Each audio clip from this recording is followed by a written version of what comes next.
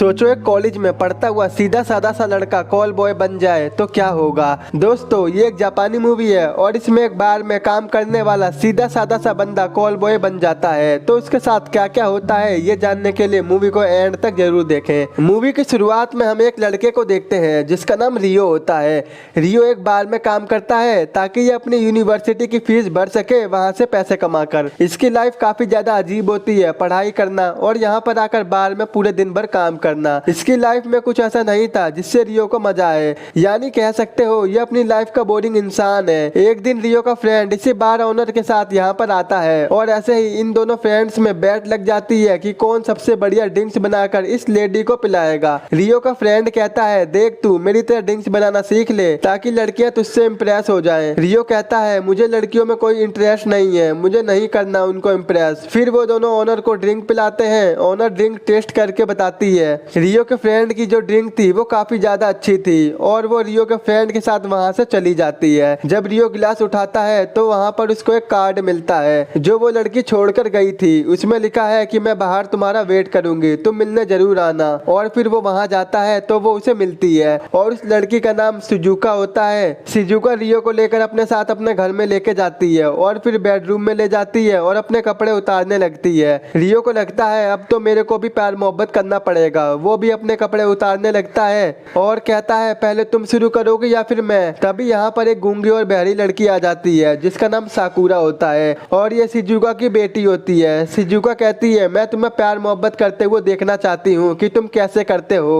ताकि मेरे काम आ सको। और वो अपनी बेटी के साथ रियो को फिजिकल होने को बोलती है और वो मान भी जाता है। और यहीं पर ये दोनों फिजिकल हो रहे होते हैं और ये बैठकर उनको देख रही होती है जो कि यार काफी अजीब होता है। वहीं रियो परेशान हो जाता है और वो देखता है यार मुझे ये क्या करना पड़ रहा है, मतलब ऐसी अजीब अजीब सी हरकतें। लेकिन वो जल्दी जल्दी काम को निपटा देता है जिसके लिए शिजुका उसे $10 देती है और एक कार्ड भी देती है और कहती है देखो तुम इससे भी अच्छा कर सकते हो, तुम मेरी टीम को ज्वाइन कर लो और बहुत सारे पैसे कमाओ। तुम्हें यहाँ कॉल बॉय की नौकरी करनी होगी। कल मुझे सोच के बता देना कि तुम करना चाहते हो या नहीं। ये घर आता है उसे उसी गूंगी लड़की सारुका का लेटर आया होता है जिसमें लिखा होता है कि पिछली रात बहुत अच्छी थी तुम्हारे साथ, क्या हम फिर से मिलके वो सब कर सकते हैं। रियो ये पढ़कर खुश हो जाता है और शिजुका की टीम भी ज्वाइन कर लेता है। सबसे पहले इसका अजीब सा फोटो शूट किया जाता है यहाँ पर, फिर शिजुका इसे यहाँ पर ड्रेस दिलवाती है और वो रियो को अपने घर लेके आती है। वो उसे एक और लड़के से मिलवाती है जिसका नाम काजुमा होता है। शिजुका बताती है कि ये वीआईपीज के लिए जाता है, मतलब इसकी जितनी भी क्लाइंट्स होती हैं वो सारी वीआईपीज होती हैं और ये करने में बहुत ज्यादा अच्छा है और फीमेल्स के अंदर इसका काफी ज्यादा क्रेज होता है। काजुमा कहता है रियो मुझसे भी ज्यादा अच्छा करेगा और ये मुझसे भी ज्यादा नाम कमाएगा। अगले दिन इसका ब्लड टेस्ट किया जाता है जो कि नॉर्मल आता है। फिर रियो को फर्स्ट डे काम पर भेजा जाता है। इसकी कस्टमर कहती है तुम्हारी कोई गर्लफ्रेंड है और तुमको बड़ी उम्र की लेडीज के साथ कैसा फील होता है। रियो कहता है मैं उनके साथ खुद को बच्चा समझता हूँ और मैं उनमें ही खो जाता हूँ बच्चा बनकर। अब ये सुनकर कस्टमर उठकर वहाँ से चली जाती है। रियो को कुछ समझ में नहीं आता कि क्या हुआ। तभी शिजुका कॉल करके बताती है तुम्हारी कस्टमर ने तुम्हें कल के लिए फिर से बुक किया है, उसको तुम्हारे साथ काफी ज्यादा अच्छा लगा। अगले दिन दोनों फिर से मिलते हैं और उनमें बातें होती हैं और वो काम भी होता है जिसके लिए ये दोनों मिले हैं। और यहाँ काम खत्म करने के बाद रियो शिजुका से मिलने जाता है। शिजुका उसे पैसे देती है और उसे 2 लेडीज के साथ काम करने को बोलती है और कहती है तुम्हें कैसा लगा आज। ये बताता है कि मुझे काफी अच्छा लगा और मैंने आज औरतों को काफी गहराइयों से समझा।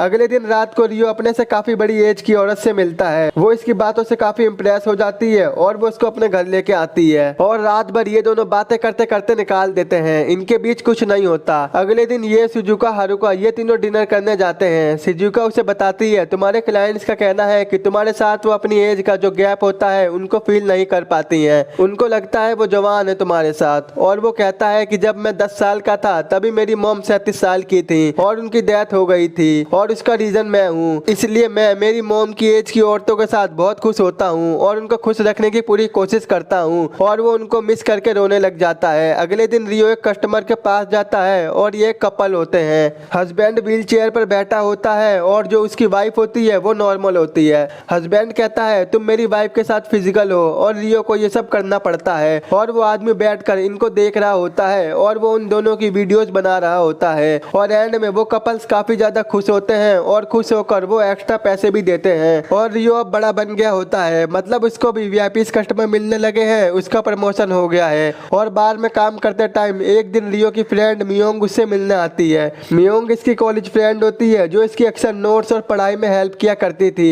जब ये कॉलेज नहीं जाता था। वो काफी गुस्से में होती है। वो कहती है तुम ये गंदा सा काम क्यों कर रहे हो, पर रियो को उसकी बातों से कोई फर्क नहीं पड़ता। अगले दिन रियो एक वीआईपी कस्टमर के पास जाता है जो काफी ओल्ड लेडी होती है और वो काफी अकेली रहती है और आज इसका बर्थडे होता है, इसीलिए इसने इसे बुलाया होता है और ये किसी का भी हाथ पकड़कर उसके मन की बात जान लेती है। तो ये रियो को हाथ पकड़ती है और ऐसा फील करती है कि जैसे कि इसका काम हो गया है, इसको सेटिस्फेक्शन मिल जाती है। ये वहां से शिजुका के पास जाता है। शिजुका कहती है तुम बहुत अच्छा काम कर रहे हो, तुम्हें और कुछ चाहिए तो मुझे बताना जरूर। रियो कहता है मैं तुम्हारे साथ प्यार मोहब्बत करना चाहता हूँ। शिजुका उसे अपनी एज गैप बताती है और मैं तुमसे बहुत बड़ी हूँ, लेकिन रियो फिर भी उसे किस करने की कोशिश करता है पर शिजुका उसको दूर कर देती है और यहाँ पर सारुका आ जाती है, यानी कि शिजुका की बेटी। तो रियो कहता है मुझे इसके साथ वही करना है जो मैंने पहले किया था और शिजुका इसकी बात मान जाती है। तभी इसको एक क्लाइंट की कॉल आती है और रियो को वहाँ पर जाना पड़ता है और आज की जो क्लाइंट होती है वो रियो की फ्रेंड मियोंग होती है। मियोंग उसे बताती है यार तुम बड़े महंगे हो, मैंने तुम्हें बुक करने के लिए अपनी पूरी महीने की सैलरी लगा दी। फिर ये दोनों यहाँ पर काम शुरू कर देते हैं, लेकिन वो कहती है मैं तुम्हें बहुत प्यार करती हूँ, वो भी बहुत पहले से, जब हम पहली बार कॉलेज में मिले थे और तुम मुझसे दूर होते जा रहे हो, मुझे ऐसा लगता है। रियो कहता है तुम मुझे कभी भी बुक नहीं कर सकती। इसका यहाँ पर यह मतलब होता है कि वो भी उससे प्यार करता है और जो भी वो यहाँ पर कर रहा है वो पूरे सच्चे मन से कर रहा है, ना कि बुकिंग की वजह से।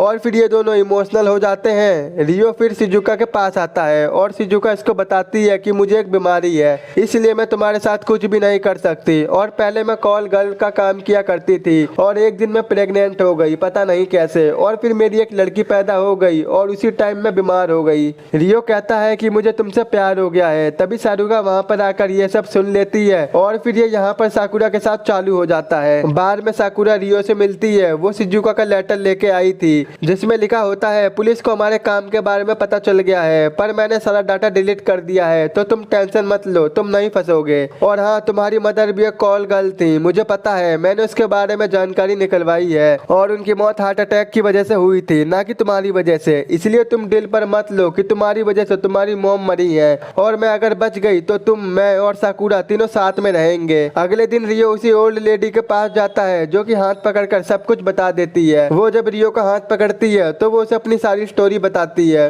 और फिर ये दोनों अपना काम करते हैं। फिर रियो वहाँ से चला जाता है। मूवी के लास्ट में हम साकुरा को देखते हैं जो कि ये काम छोड़ चुकी है। वो तो पहले से ये सब नहीं करती थी, बट वो अभी एक कंपनी में अच्छा सा काम कर रही है। वहीं रियो अभी भी वही अपना पुराना काम कर रहा होता है, यानी कॉल बॉय का। और यहीं पर मूवी खत्म हो जाती है। तो कैसी लगी आपको ये मूवी? हमने इस मूवी में बस इमोशंस को देखा है, वैसे तो और भी बहुत कुछ है, बट इमोशंस बहुत अच्छे हैं। मूवी पसंद आई हो तो एक लाइक और चैनल को सब्सक्राइब और शेयर जरूर कर देना।